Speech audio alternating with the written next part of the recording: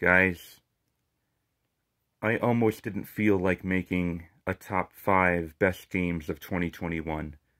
Only because I didn't play a lot of games this past year that I consider to be amazing enough to be like Game of the Year quality. Now granted, I understand that I am stuck in the last generation of video game consoles still. I did get a Nintendo Switch Lite a few months ago, but I didn't buy any new Switch games because they never go on sale. I do understand that it was an amazing year for Nintendo Switch. You had Monster Hunter Rise, which I think dropped down to 40, but I'm not a big Monster Hunter fan, but still. And then you had Metroid Dread. You had Bravely Default 2, WarioWare, Shin Megami Tensei 5. It was a great year for Nintendo Switch, but unfortunately for me, I refuse to pay full price these days for games, so that was kind of out of the question for me. I also don't have a PS5 yet, either, so, no Deathloop, no Ratchet and Clank, no Returnal. Missed a lot of great games on that. And, of course, I do not have an Xbox Series X, which means I wasn't able to play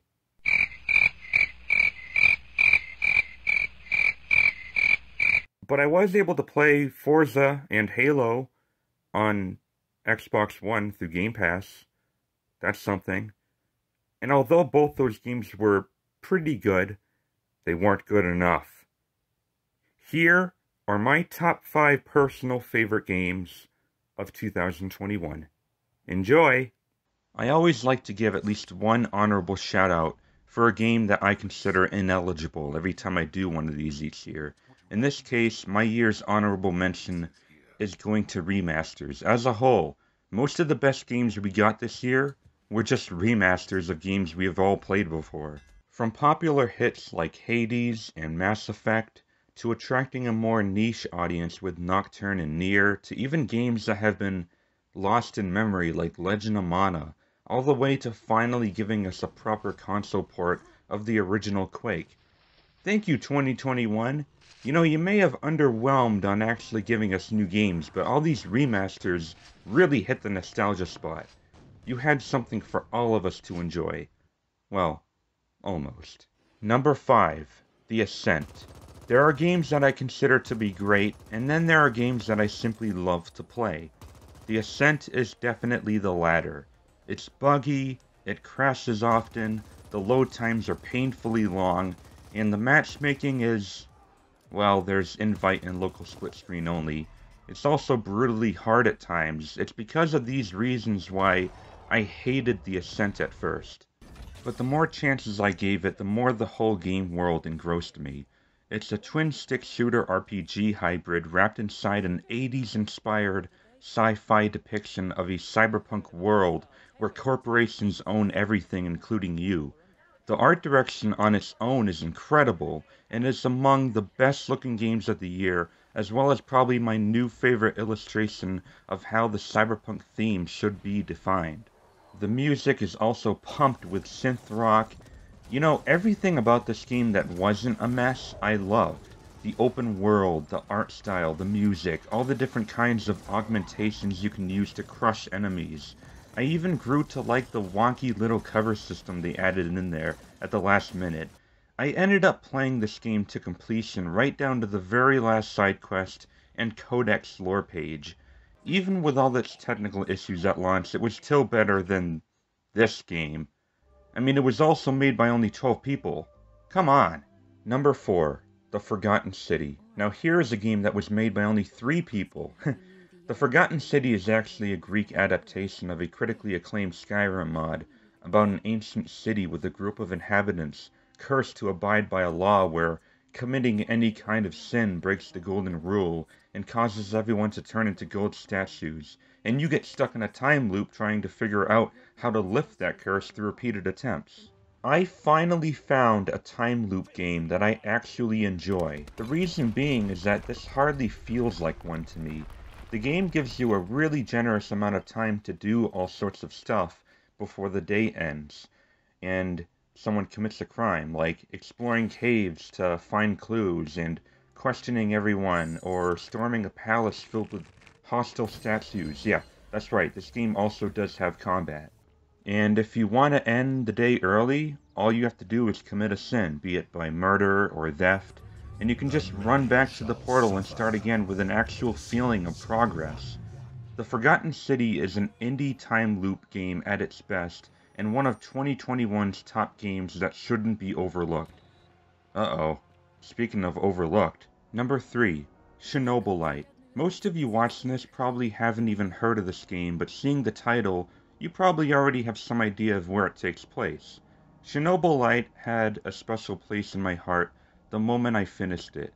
It's a survival shooter about finding your lost fiancé in a real 3D rendering of Pripyat and the surrounding areas of the Chernobyl plant. The game features the ability to recruit agents and send them out on resource scavenging while you do each of the story missions.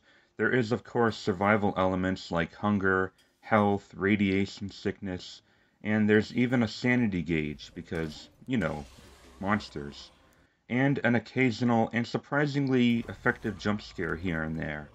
It also has a lot of emphasis on stealth when approaching hostile militia. Between each mission you build your own base of operations using resources that you and your team have collected, and can upgrade each firearm at your disposal. There's just so much for me to talk about with Chernobylite. I wish I had reviewed it when it came out. To me, it was not only the best surprise of the year, but also the most underrated game of the year. If you love these kinds of eerie survival games with great stories and good twists, I definitely recommend you play it. Just don't play the PS4 version because there are some bad, corrupted save bugs. Hopefully those have been fixed by now, but if you can help it, play it on PC or Xbox One instead. Number 2, Resident Evil Village. When I played through this game, I found myself immensely enjoying the kind of game that was given to us as fans. A perfect blend of horror and action, with a really rich open main environment, tons of awesome secrets to discover, the return of merchandising from Resident Evil 4, while still keeping a similar tone of Resident Evil 7. And while I do wish a few things could have been different, by the time the credits rolled, I was really impressed with not only the quality of the gameplay and the amount of single-player content, but also how good the story was towards the end. This game also probably contains the best lore in the entire series since Code Veronica. Only a year after the disappointment of Resident Evil 3 Remake, I was worried that the franchise would continue down an annual trend of lackluster entries, but Village was anything but. As a matter of fact, I believe this to be in the top 5 greatest Resident Evil games, period, as well as perhaps the most disturbing, freakiest moment of them all. In case you missed it, there is also a new Mercenaries mode finally. Number 1, Psychonauts 2. I think it's no secret to you guys by now that I don't mind funny, goofy games, especially these days where there's so much serious shit going on in the world. I enjoy the occasional escapist comedy. This is the very thing Tim Schafer and Double Fine have been exceeding at for decades now. Psychonauts 2 rivals among the best work they've ever done, even so much that it actually improves over its cult predecessor. And even though I don't think I'll ever be a huge fan of 3D platformers, it needs to be said that Psychonauts 2 is by far one of the best platformers ever made, with only a few small design flaws across an otherwise flawless 15 to 20 hour experience. The combat isn't the best, but it still works really well, and there's a ton of different abilities at your disposal, just enough that it never really gets old.